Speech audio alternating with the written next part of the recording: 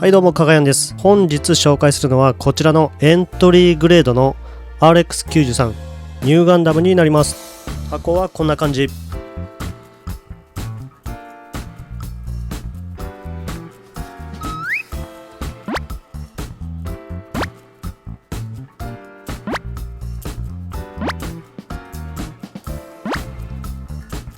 1、2、3、4とおよそ4つのランナーで構成されています。部位ごとにまとまったパーツが探しやすいランナー配置。それでは簡単に作っていきたいと思います。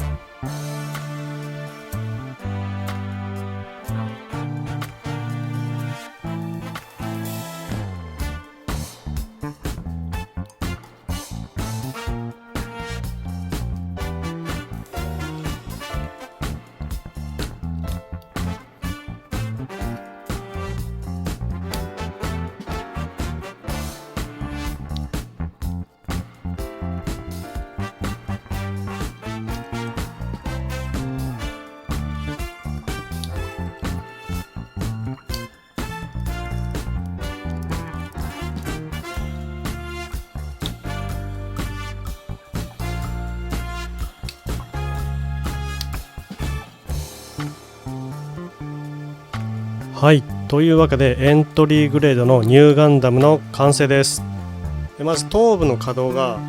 後ろがここまでで、前がここまで下を向くことが可能です。で、横はここまでというか基本的にはもう無限に回るんで、向かせたい位置にきちんと向かせることができます。前後には動きませんが360度回転できて、腕は水平にここまで上げることが可能です。で、腰はここで可動部が底付きしてしまうのでここまで稼働します。前後はこんな感じで多少上体を反ることが可能です。そして足は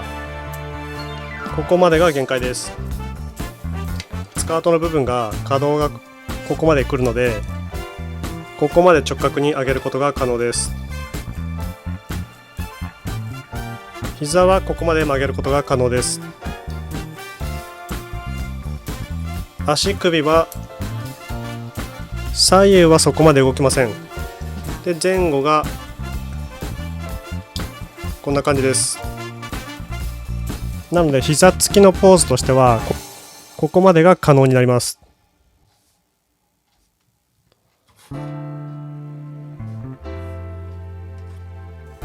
そして正座はここまでが可能です。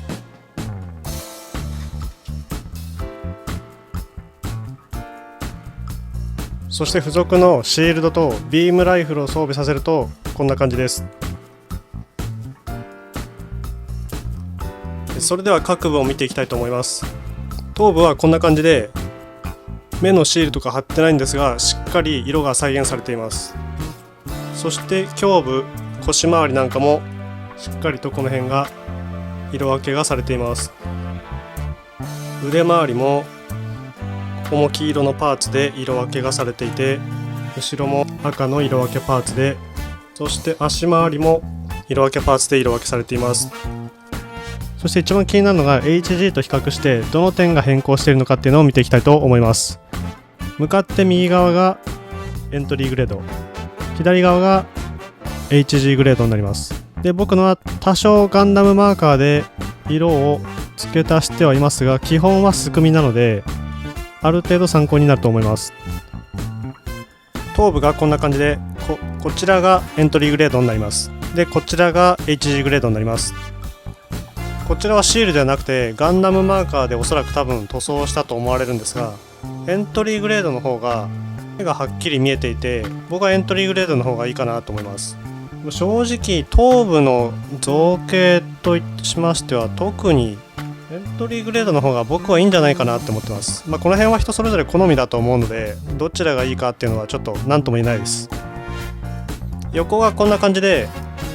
どこか違いがあるのかなっていうよりは、ここのバルカン部分が少しアレンジが加わってる。どっちが原作寄りなのかちょっと分かんないですけど、少しこちらの方がエントリーグレードの方がアレンジが加わってるかなっていう感じがします。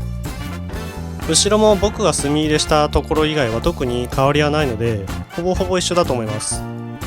ちなみに HG グレードにエントリーグレードの頭部をつけることも可能です。そして胸部は可動部の若干の違いはありますが、ここの腰回りが別パーツ化されて2段階になっているので、腰の可動はエントリーグレードが動きます。ここはガンダムマーカーで色を塗っているので色分けは関係ありません。エントリーグレードの方が胸のダクト部のパーツが台形化されています。そしてバックパックは特に大きな違いというのはこのバーニア部分ですね。このバーニア部分が HG では別パーツ化されて後付けになってますが、こちらは一体化になっているので色分けはされていません。ここを組み立てるときにここはちゃんとバーニア部分はバーニア部分であるので、組み立てる前かなんかに塗装してしまえばある程度はカバーできるかなと思います。肩の部分はエントリーグレードがアレンジが加わっていて HG グレードの方はまっさらになってます。肩の色分けパーツ部分がエントリーグレードは横長で HG グレードは縦長の長方形になってます。腕の部分は二の腕がエントリーグレードの方が若干太くなったかなっていう感じですね。僕も HG の時に腕が細いなと思ってたので、ここはちょっと太くなってるので、あとは関節部がこの大小の差があるんですが、それ以外に成型色がエントリーグレードが灰色でガングレーみたいな感じになったので、質が高いような感じがします。で、手の甲の部分が HG がアレンジが入っててエントリーグレードはまっさらです。ビームライフルに関しては正直違いがわからないので、他の方の動画を参考にしてみた方が良いかもしれません。そして腰の部分ですが、エントリーグレードの方が腰が高くなっているので足長に見えます。そして色分け部分がエントリーグレードではこちらがしっかり色分けされています。ここも色分けされています。ここも色分けされています。ここも色分けです。ここも色分けです。HG グレードはこれは僕はガンダムマーカーで薄く塗ってあるんで、仕上がりに関しては突っ込まないでください。エントリーグレードの方が色分けは優秀だと思います。でこのように横から見てみると、足の付け根の部分に関しては HG もエントリーグレードも一緒なので、単純に足の付け根からこの胴の部分がエントリーグレードが高くなっているので、それで足が長くなったように見えています。あとはエントリーグレードは足の可動部分のここの膝の部分がなんか丸い穴ができています。これはちょっとよくわかんないです。後ろはこんな感じで、後ろもここは僕がガンダムマーカーで色分けして塗ってるので、仕上がりに関しては突っ込まないでください。でエントリーグレードはここも色分けがされてないので、ここは一緒だと思います。でリアスカート部分がやっぱ結構大きくなっているのでボリュームが出てますね、エントリーグレードの方が。で足に関してはほぼ一緒ですね。長さは一緒なのでアレンジも特に一緒かな。 HG はここのバーニア部分も稼働するんですが、エントリーグレードは稼働しません。エントリーグレードは固定式なので動きません。足の裏に関しては僕はそんなにこだわってはいないのでこんな感じです。そしてこのように HG のフィンファンネルニューハイパーバズーカビームサーベルエフェクトを装備可能って書いてあるので、このように HG のビームサーベルを持たせることも可能です。そしてこのように HG のハイパーバズーカを後ろにマウントさせることも可能です。あとはこのようにハイパーバズーカを手に持たせて構えることも可能です。ただ腕のグリップに限界があるので、ハンドパーツの手の甲を少し浮かして無理やり入れてる感じになります。持たせられることは持たせられるのですが、少しちょっとコツがいると思います。そして HG のフィンファンネルを装備させるとこんな感じになります。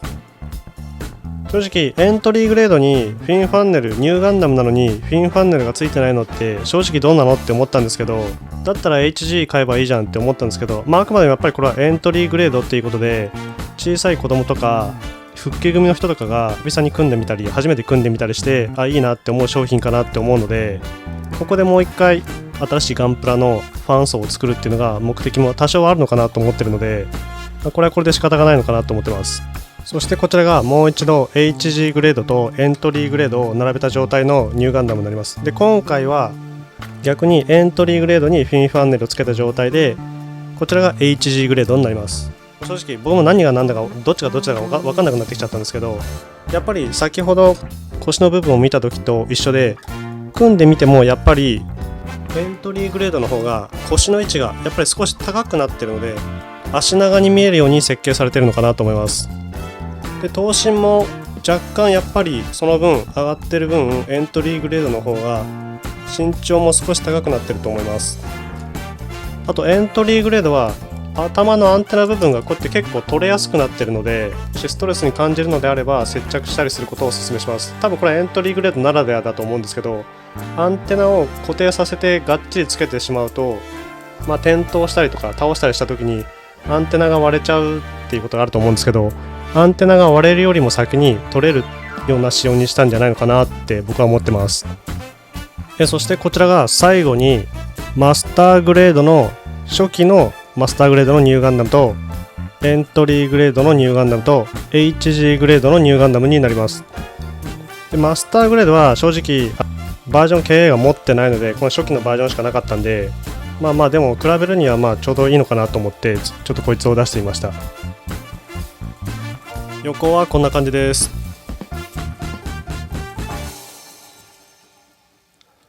後ろはこんな感じで、もう一度マスターグレードでエントリーグレードに HG のフィンファンネルをつけた状態のエントリーグレード、そしてこちらが HG グレードになります。以上でエントリーグレードのニューガンダムの紹介を終わりにしたいと思います。僕自身エントリーグレードを買ったのは初めてだったので、ニューガンダムは好きなんで、今回ニューガンダムは絶対買おうと思ってたんでエントリーグレード買ってみたんですけど、正直本当に組みやすいし、本当にニッパー使わないでも組めるっていうのが全然おすすめだと思うので、では以上になります。それでは僕の動画が良ければ評価、チャンネル登録、コメントなどお願いします。それではさようなら。